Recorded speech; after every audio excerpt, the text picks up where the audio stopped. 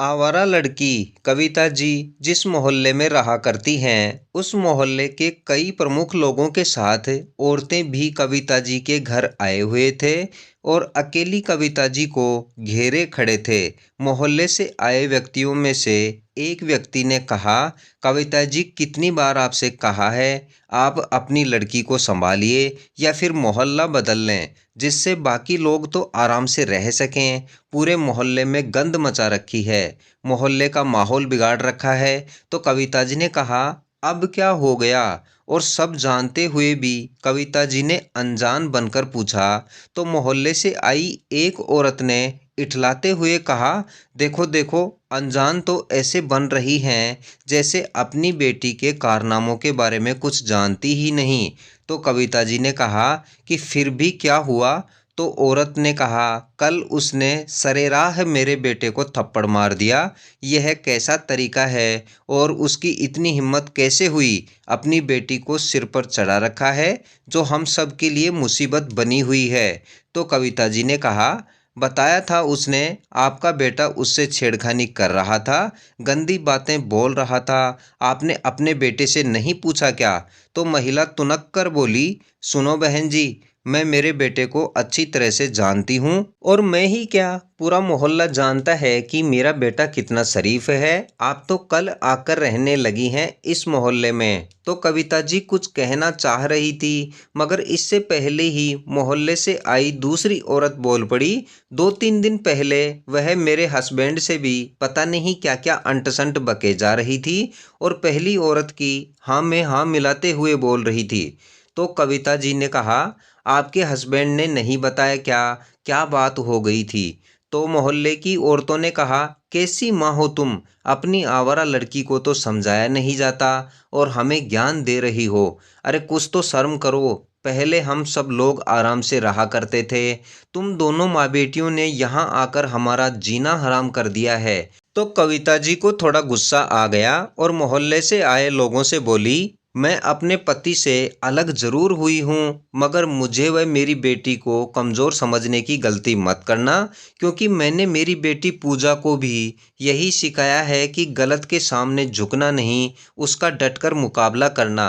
और वैसे भी जो सही होता है उसी को गलत ठहराया जाता है, क्योंकि सच का सामना हर कोई नहीं कर पाता है न। तो उनमें से एक महिला ने ताव में आकर कहा, बड़ी आई बड़े बड़े प्रवचन देने वाली, कितने बेशर्म लोग हैं। बेटी तो आवारा है, पता नहीं बेटी कई कई दिन कहाँ गायब रहती है, किसके साथ जाती है और कहाँ जाती है। और यहाँ घर में भी आए दिन माँ के पास न जाने कैसे कैसे नए नए लोग। इतना सुनते ही चटाक की आवाज़ सुनाई दी। महिला की बात पूरी होने से पहले ही कविता जी ने महिला के गाल पर जोरदार थप्पड़ मार दिया था। थप्पड़ लगते ही सभी मोहल्ले वाले चौंक गए। तो महिला कविता जी की तरफ झपटी, तो कविता जी ने उस महिला को एक और थप्पड़ लगा दिया। इतना देख मोहल्ले की औरतों ने बीच बचाव करते हुए उन दोनों को अलग अलग कर दिया था। अलग होते ही कविता जी गरजी, सुना आप लोगों ने, इस मोहल्ले की औरतें किसी के बारे में क्या क्या बकवास कर रही हैं? क्या देखा है इसने जो हमारे बारे में इतनी ओछी बातें कर रही है? इतने में ही कविता जी की बेटी भी घर पर आ गई और आते ही पूछा, क्या हुआ माँ, ये मोहल्ले के लोगों की भीड़ जमा क्यों है? सब ठीक तो है न?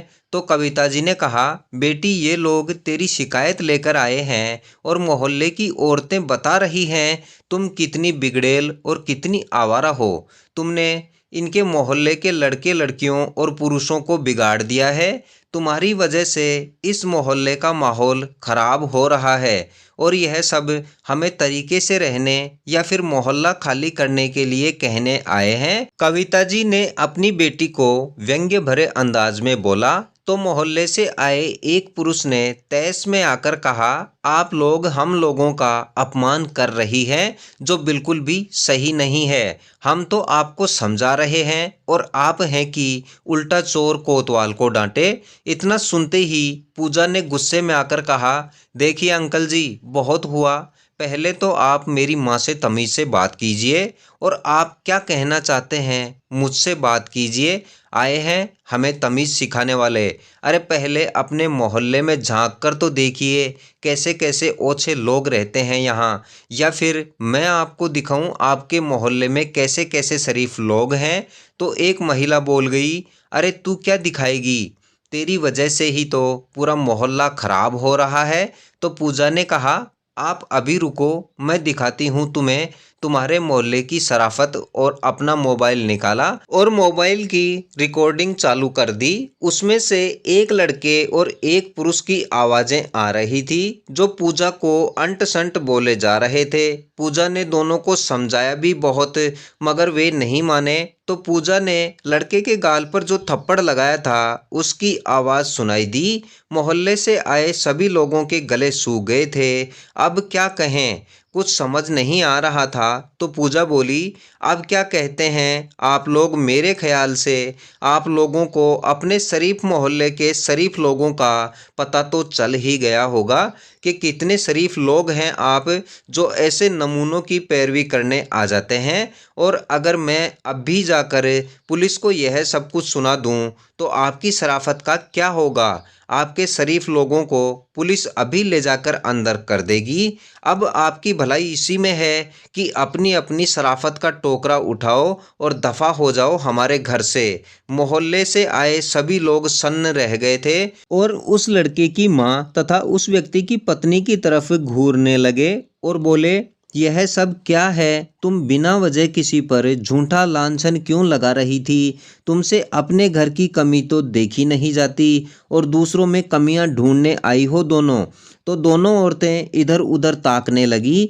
एक व्यक्ति ने कहा, आज के बाद दोबारा किसी पर गलत इल्ज़ाम लगाने से पहले 100 बार सोच समझ लेना।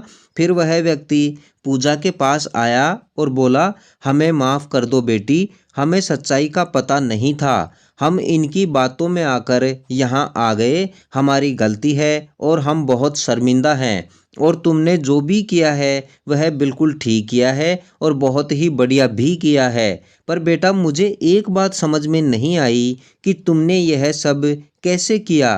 क्या तुम्हें पहले से ही पता था कि यह सब होने वाला है। तो पूजा ने कहा, अंकल जी, जब से हम इस मोहल्ले में आए हैं तब से ही यह दोनों मुझे परेशान कर रहे हैं।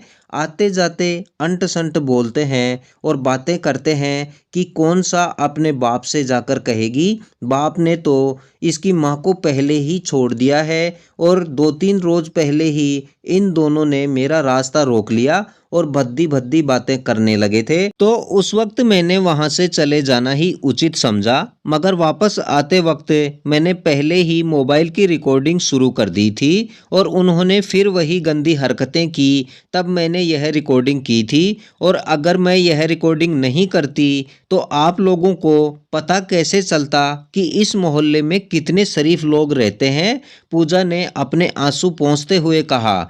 तो उस व्यक्ति ने कहा, तुमने बहुत सही सबक सिखाया है बेटी। और बाकी लोगों ने भी पूजा और उसकी माँ कविता जी से अपने बर्ताव के लिए माफ़ी मांगी और वहाँ से एक एक कर खिसक लिए। यही थी आज की कहानी, आवारा लड़की। दोस्तों इस कहानी से सीख मिलती है कि हमें बिना सच्चाई जाने किसी पर भी इल्ज़ाम नहीं लगाना चाहिए, क्योंकि जल्दबाजी में आकर किए फैसलों पर अक्सर पछताना पड़ता है। इसलिए पूरी सच्चाई जानकर ही फैसला करना चाहिए। साथ ही ऐसे लोग जो महिलाओं को राह चलते या अन्य तरीके से परेशान करते हैं, ऐसे लोगों को भी अपनी मानसिकता बदलने की बहुत आवश्यकता है।